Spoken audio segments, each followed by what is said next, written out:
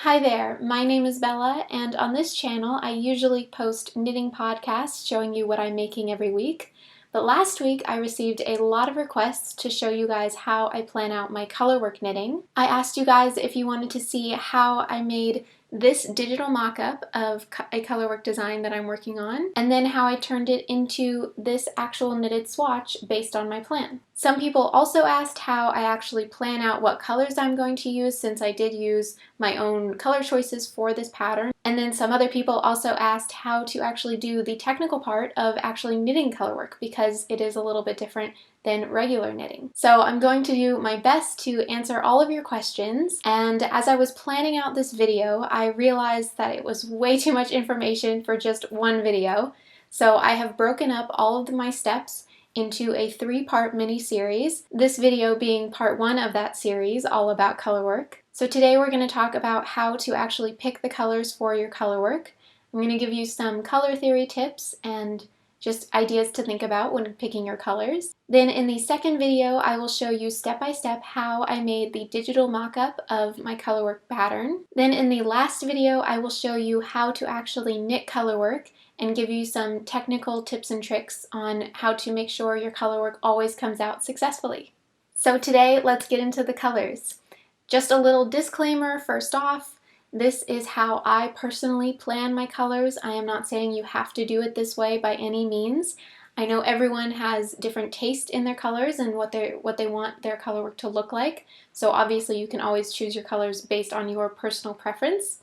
I just wanted to say that this is personally how I pick my colors. So just wanted to say that up front. Let's get started.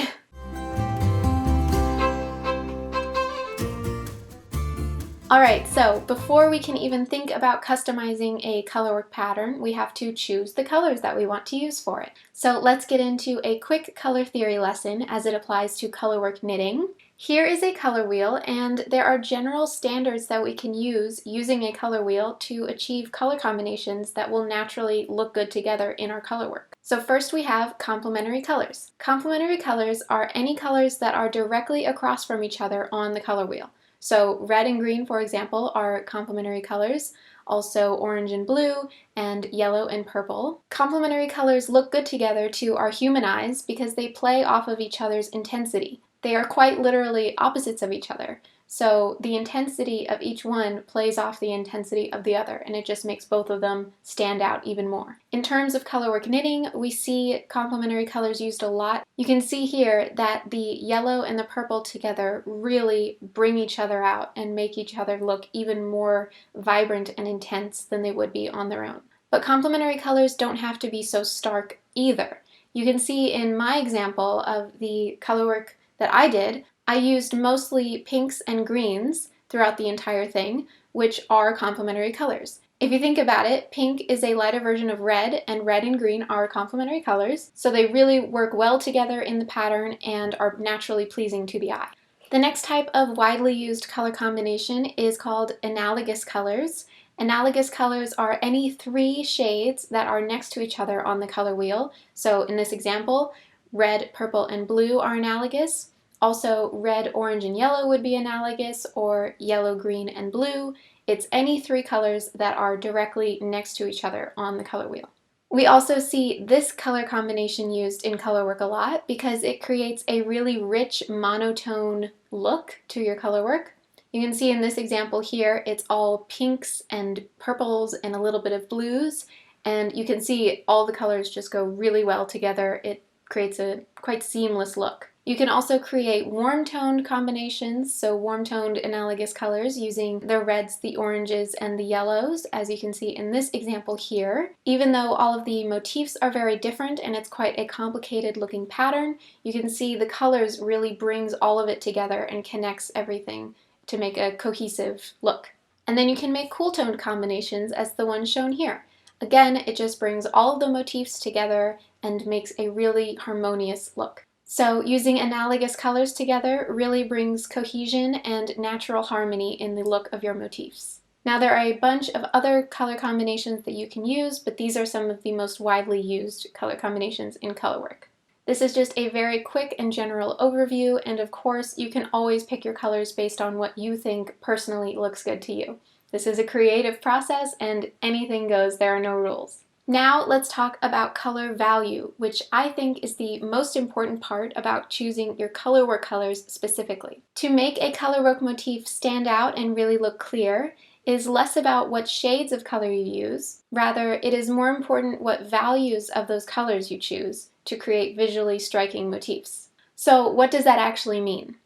All colors have a shade, which is what color it actually is it red, green, or blue? And all colors also have a value, which is how light or dark the color is. So is it light red, or medium blue, or dark green? So let me show you what using color value actually means in practice. Here is the swatch that I made, and as you can see, there is a lot of variance in the values of all of the colors that I used.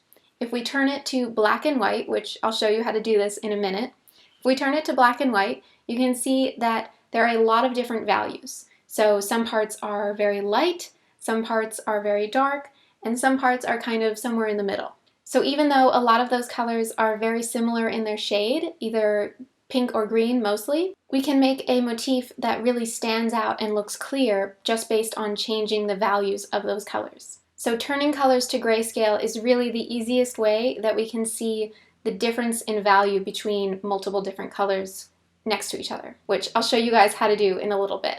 So this is the formula.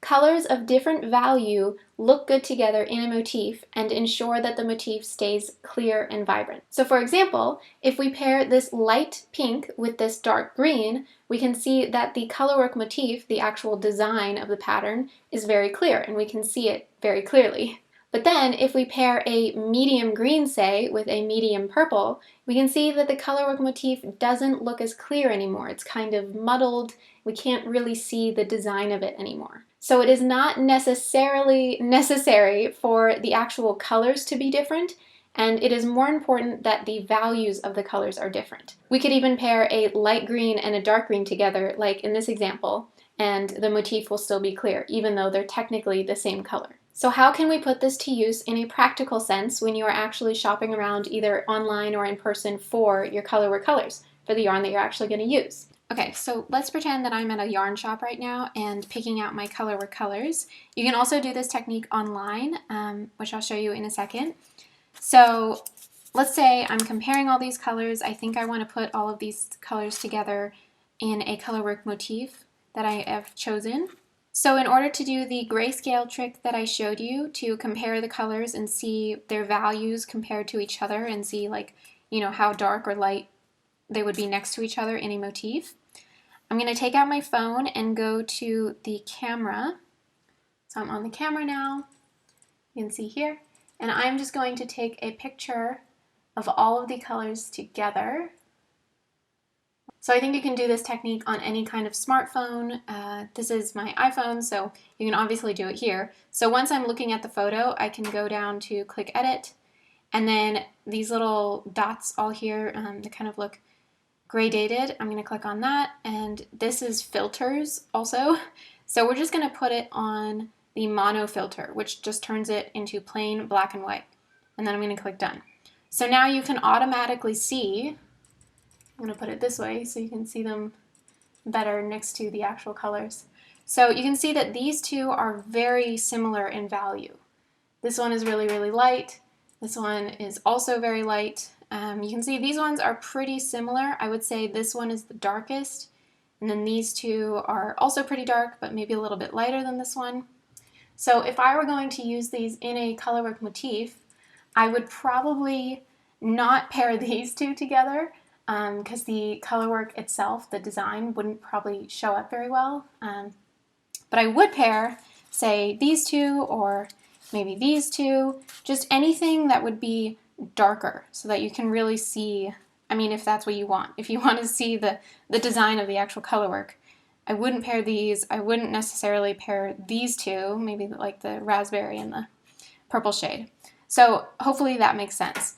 So you can also do this technique if you are just looking at the colors online. I would say that especially for Jamieson & Smith and Jamieson & Smith Shetland, I think they're pretty widely used in Colorwork. I think that they have really good photos online of what the actual colors look like. So you can just take the photos online that are on the website and do this same technique with your phone. And this is how I actually planned out my colors. I mean, obviously we're in COVID times right now, and I haven't been able to go to a yarn shop to pick out my colors, so I did all of my planning online. So you can just go to their website and either take screenshots or save the images of the yarns that you would want to use and do this same technique of converting it to grayscale, doing the exact same thing that I just showed you if you have the yarn in person. So that is everything for today. I hope I have answered some of your questions or all of your questions based around this topic. If you have any other questions around color theory and around this topic, choosing your colors for color work, please let me know in the comments below and I will do my best to answer them. But yeah, stay tuned for the next episode in this series, part 2, where I will show you how to digitally mock up your pattern using the colors that you've chosen, hopefully with a little help from this video. So make sure to subscribe if you're not subscribed already so that you don't miss part 2 when I post it. And yeah, thanks again for watching and have a lovely rest of your day. Bye bye.